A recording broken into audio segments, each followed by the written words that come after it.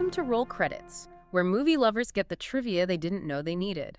This podcast was created with help from AI tools, so double-check any quotes before you drop trivia at your next movie night. Today, we're diving into There Will Be Blood. Did you know the massive oil fire scene was so intense it destroyed the set and could be seen from miles away?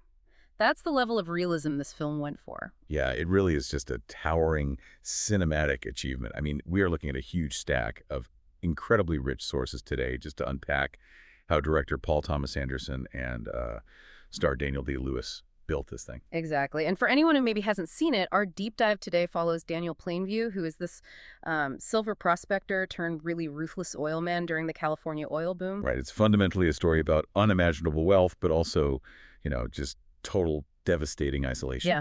So what is the mission for our deep dive today? Basically, we are going to figure out exactly how you create a masterpiece on this scale. We're talking intense method acting, explosive practical effects, and honestly, the psychological warfare that went on both in front of and behind the camera. It's so fascinating. But, the journey to the screen actually starts with a pretty massive pivot from the source material, right? Oh, absolutely. So the film is loosely based on Upton Sinclair's 1926 novel, Oil. Upton Sinclair, he was the famous muckraker. Right, exactly. He was an investigative journalist who literally raked through the societal muck to expose corruption and terrible working conditions. Right. But his novel was essentially a 550-page socialist critique of capitalism.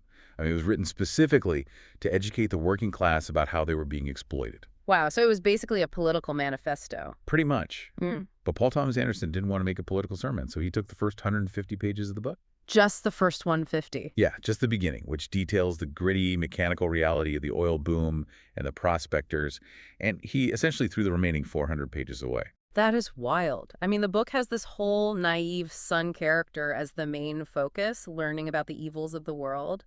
But the movie is just a straight shot of Daniel Plainview's relentless, almost terrifying ambition. Exactly. He used the historical setting to tell a deeply personal, remarkably dark character study instead. And to bring Plainview to life, I mean, Daniel Day-Lewis didn't just read the script. From what the sources say, he basically archaeologically excavated the era. He really did. He studied real-life figures, like Edward Doheny, who was a massive oil tycoon at the turn of the century.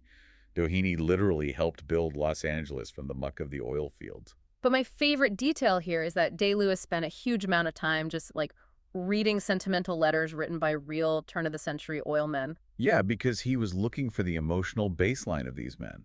By reading their personal letters, he wanted to understand the profound isolation. The homesickness and all that. Right, the longing those men felt out in the middle of nowhere. It wasn't just about greed, it was about the psychological toll of the frontier. And the way he constructed Plainview's physical presence was just as deliberate, right? Like with the voice. Oh, the voice is legendary. He didn't try to mimic any specific historical oil man.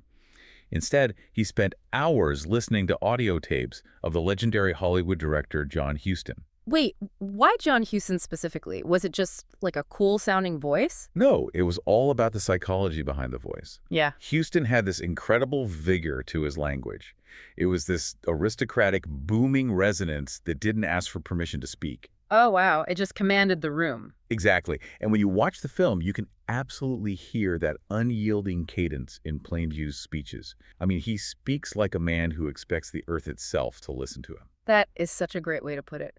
And then there was the wardrobe. The costume designer, Mark Bridges, noted that finding the right hat was crucial. Yes, the hat was everything. Bridges gave Day-Lewis 3 options, and Day-Lewis took them home for days, genuinely living in them until he settled on the perfect one. And he wore it constantly, right? Yeah. The sweat stains you see on the brim in the final film are completely real. Entirely real. The hat became a sort of physical talisman that grounded him in the character. Okay, let's unpack this. Because looking at all these pieces together, the dark mine shafts at the beginning of the film, his insatiable thirst for the earth's blood, the violent battle with a man of God, and his eventual retreat to a giant, empty castle. I mean, I can't help but see an original cinematic monster here. Oh, that's a really interesting way to look at it. Right. Daniel Plainview is essentially a capitalist vampire. He literally avoids the sunlight in the opening scenes, he drains the life out of the landscape, and he ends up completely isolated in his own Transylvania. I love that analogy. It fits his terrifying dedication perfectly. But speaking of his terrifying dedication, I have to ask you to verify a wild rumor from our sources. I heard Day-Lewis is so committed to his craft that he literally built a working oil rig in his backyard in Ireland to prepare. Is that actually true? So Day-Lewis actually laughed that rumor off himself when an interviewer brought it up. Really? So it's totally fake? Yeah, he joked that building his own derrick wasn't a bad idea, but they were, quote, short on help at the time. That is hilarious. He's actually expressed a lot of frustration with how the media constantly focuses on these exaggerated tales of physical preparation. For him, the true heavy lifting happens entirely in his imagination. Oh, so it's more of an internal process. Exactly. He works closely with the subconscious to find the character internally, rather than relying on building physical props. However, his method of staying in character on set, like Yeah. refusing to break that persona for months at a time, is very real. Yeah, and that suffocating intensity he brought wasn't just in his head, though. We have to talk about how that exact internal intensity bled into the real-world production and drastically altered the cast. It really did. Because from what the sources tell us, Day-Lewis's commitment to Plainview intimidated his co-stars to a severe degree. The most glaring example of this is the massive casting shakeup that occurred halfway through the 60-day shoot. Right, with the character of Eli Sunday? Yeah, originally, the role of Eli Sunday, who is this charismatic, highly manipulative preacher in Plainview's primary foil, was played by an actor named Kel O'Neill. But he didn't end up in the movie. No. The tension on set was just palpable. The sheer, unrelenting intimidation radiating from Day-Lewis while he was in character was reportedly just too overwhelming. Eventually, O'Neill was let go from the production. Here's where it gets really interesting for me. If your acting is so intense that it literally drives your coworkers off the set, is that ultimate dedication to the art, or is it just creating a toxic work environment? It's a very fine line to walk. That is the exact uncomfortable line this movie walks. Yeah. I mean, by modern production standards, having an actor so intimidating that it forces recasting is highly problematic. Oh, yeah. HR would be having a field day today. Absolutely. But from Paul Thomas Anderson's perspective as a director, that off-screen terror was a tool. He recognized the very real fear Day-Lewis was generating and weaponized it to fuel the on-screen panic we eventually see. Because the pivot the production made is one of the great scramble stories in modern cinema. I am still in total amazement how they pulled it off. It's honestly a miracle it worked. I mean, put yourself in Paul Dano's shoes for a second. Yeah.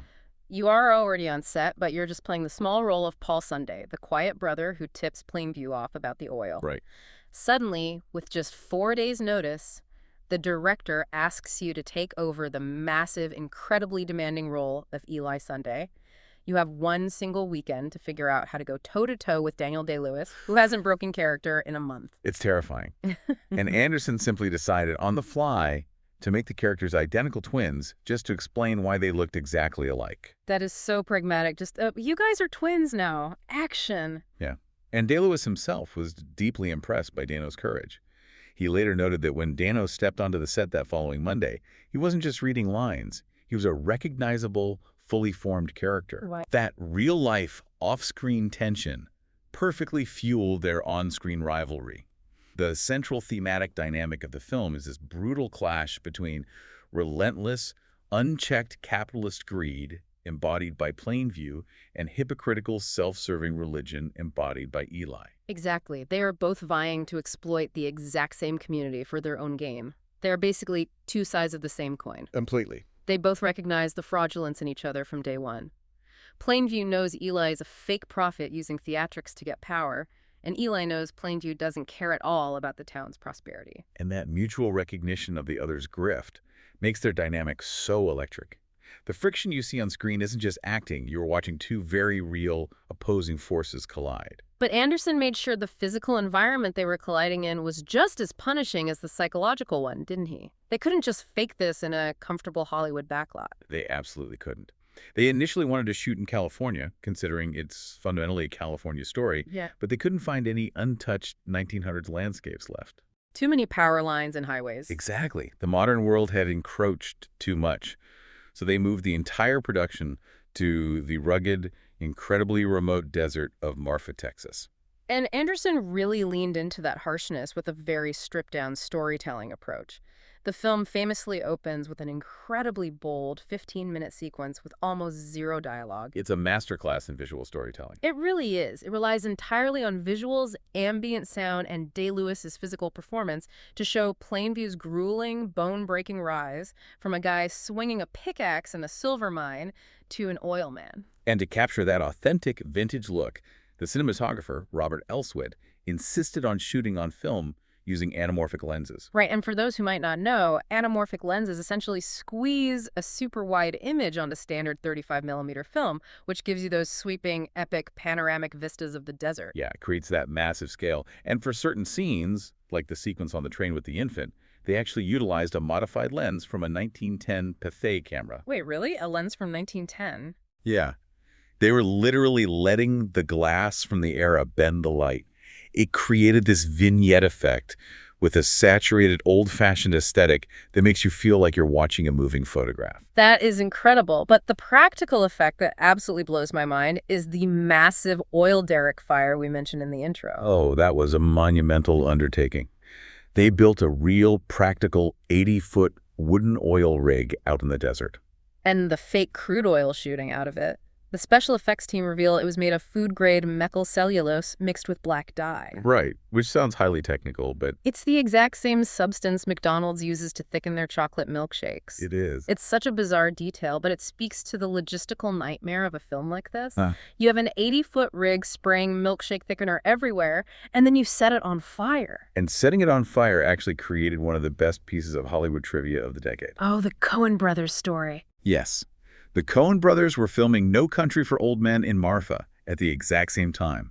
In fact, they had sneakily booked up all the motel rooms in town, forcing Anderson's crew to scramble for lodging. That's amazing. So when Anderson's crew did a pyrotechnic test for that massive oil fire, it created a smoke cloud so huge and thick that it drifted right into the background of the Coen brothers shot, miles away. No way. Yeah, they were forced to shut down their production for an entire day just to let the smoke clear. Okay, let's unpack the physics of this for a second. If you build an 80-foot wooden tower in the bone-dry Texas desert and you set it on fire with a literal mix of gasoline and diesel fuel, how on earth do you put it out safely before it burns down the whole state? You can't exactly just spray an 80-foot inferno with a garden hose. It sounds impossible, but they actually used the historical method shown in the film itself. To extinguish the real fire, the special effects team rolled barrels of real dynamite right into the base of the flaming derrick. Wait, you're throwing explosives into a fire to put it out? That sounds like adding gas to a match. It sounds totally counterintuitive, but it's based on simple physics. I think fire needs oxygen to survive, right? Right, of course. When dynamite detonates, the blast wave violently pushes all the oxygen away from the source in just a fraction of a second. It creates a temporary vacuum. Oh, wow. Without oxygen, it literally starves the fire to death instantly. But they still only had one 80-foot rig, so they had to get all their coverage before it completely burned down or collapsed. The pressure must have been insane. And the heat from those flames was so intense, even from over 100 feet away, that the actors' grimaces you see on film aren't acting. They are genuine physical reactions to the blistering temperatures, literally melting the makeup off their faces. The physical intensity of that blazing derrick and the harsh desert was incredible, but it was amplified by an equally intense, almost physical wall of sound. Which leads us to the film's unforgettable score. Yes, the score is just iconic. Originally, Anderson had a different, more traditional concept for the music, but he brilliantly pivoted and hired Johnny Greenwood, the lead guitarist for the experimental rock band Radiohead. What's crazy is that Greenwood had never scored a proper feature film before. Your outsider perspective is exactly what made the score so groundbreaking. Greenwood's process was entirely unconventional for Hollywood. How so? Rather than sitting down in a studio and scoring scene by scene, matching music to specific actions on screen, he wrote hours and hours of music based purely on the story's themes and his feelings about the landscape. So he just sent them a giant folder of music? Basically, yeah. He would send these massive suites to Anderson, and Anderson would then edit the film to the music, spotting the tracks where they fit best. And the music itself is so avant-garde and highly dissonant. He heavily utilized microtones. Right, which are really unsettling. Yeah, if you picture a piano, microtones are essentially the notes that exist in the cracks between the standard keys. When you play them, it creates this subconscious feeling in the listener that something is deeply sour or off, which perfectly mimics Plainview's decaying mind. Pieces like Popcorn Superhet Receiver use these aggressive string clusters to literally sound like the violent bubbling of the crude oil under the earth. It's brilliant. But despite being universally hailed as a masterpiece by critics, the score was actually disqualified from the Academy Awards for Best Original Score, right? Yes, unfortunately. Oh. Greenwood had incorporated a few of his pre-existing compositions, like his work from a documentary called Body Song, along with classical works by Arvo Pärt and Brahms. Ah, so it wasn't 100% original. The Academy rules are very strict about the percentage of original music required, so he was shut out of the nominations entirely. So what does this all mean for the viewer? It sounds like Greenwood didn't write a soundtrack for a movie. He wrote a heartbeat for the landscape. When you watch that fire scene, the percussion isn't just background noise. It feels like it's literally regulating your own pulse. In film theory, this is often referred to as haptic or physical sound, because Greenwood's music is so deeply rooted in the physical action of playing the instruments. Like, you can vividly hear the aggressive, violent scraping of the bows on the strings.